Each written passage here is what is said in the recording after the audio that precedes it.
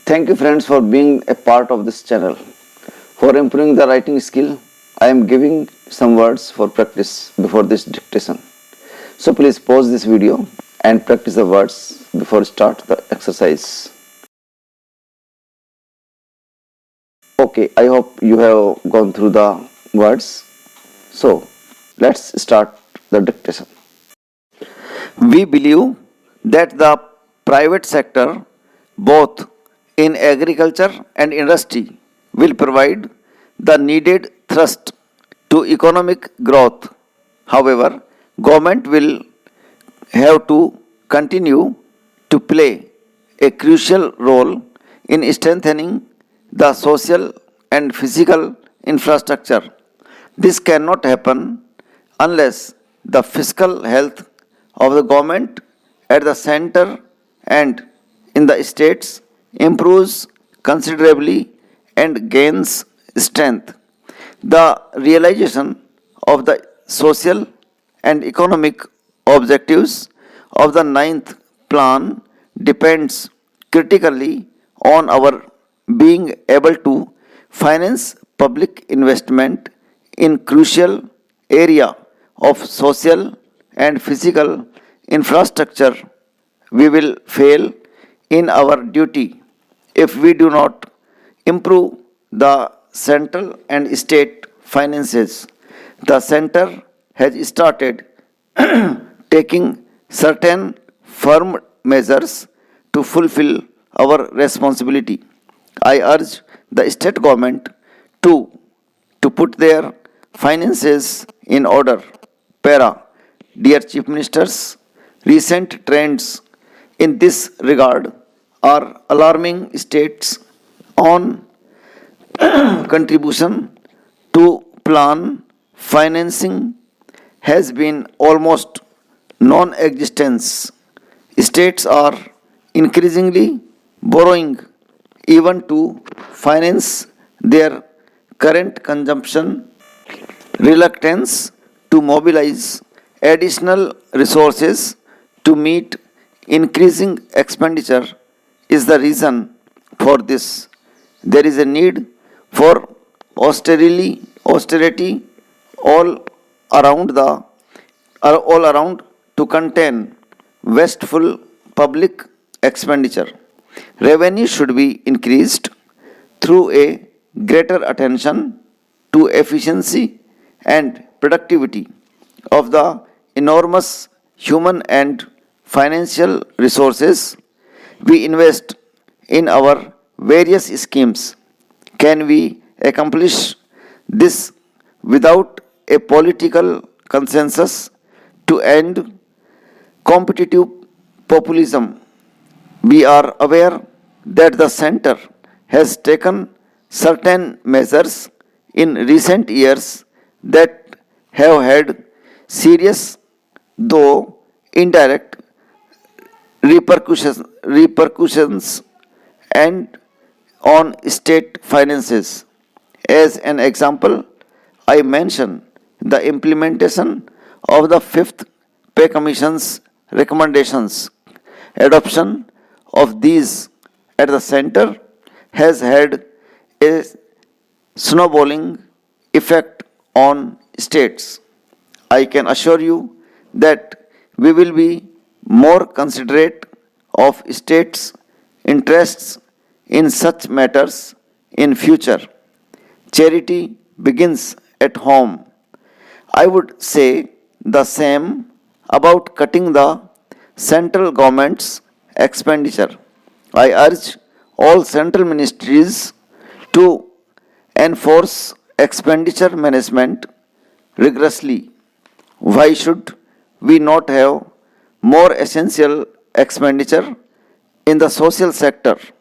Today, there is both a need and scope to raise resources through levying reasonably electricity tariffs and irrigation charges. Untargeted and unintended subsidies often lead to distortions in resource allocation. Besides, failing to benefit the really poor. Reforms in the in the power sector, which we have been overdue, must be quickly implemented by states. That will lead to better financial annotations of the power sector, which underserves financial freedom for the time being. Para. We should also address the problem of implicit subsidies. For instance, take the subsidies for higher education.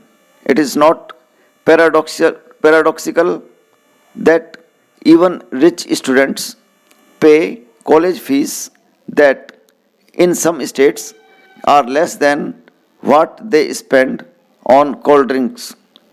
No government can afford to provide costly services free of cost universally. They must levy reasonable user charges wherever possible, particularly for non-merit goods and services. What is required is a change in the mindset in the fixed inherited nations about subsidized public services. We should not be prisoners of the past. Subsidized services should be restricted to only those who cannot afford to pay. There is tax competition among states to attract private investments. Such policies are harmful as states have lost tax revenue without much influencing investment decisions. This must stop. Better infrastructure, faster decision making, and investor friendly environment are more important in the decision making of the investor community. A practice that is pushing states towards fiscal crisis is the ready extension of guarantees to the borrowings of state level public enterprises. These guarantees may develop on state governments as the financial health of many such enterprises is not sound. This practice will hurt states' credibility and adversely influence their credit ratings. Regional disparities are of concern both across and within states. Even some of the faster growing states have pockets that have lagged behind. We should exchange notes on lessons of such unbalanced development. Faster and widespread development is the medicine for many of the ills of our economy, polity, and society. Let us strive to live up to the expectations of the people, especially on the poorest, who are also the majority of voters. Modern communications and media have raised people's expectations. We cannot forget that many of the social, political, and communal tensions we see today are due to the non realization of these expectations. The 73rd and 74th amendments to our Constitution 5 years ago provide for a third tier of government. Still, several states have not yet imbibed the spirit of these amendments. There is an urgent need for genuine devolution of political, administrative, and financial powers to the Panchayati Raj institutions. If democracy works at the national and state level, it will surely work at the village level also.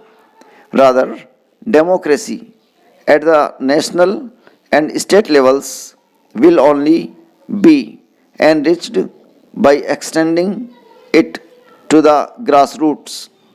All of us cherish peaceful and orderly progress. Good governance is essentially for this.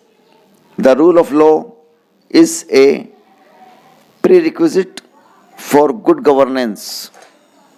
Thank you.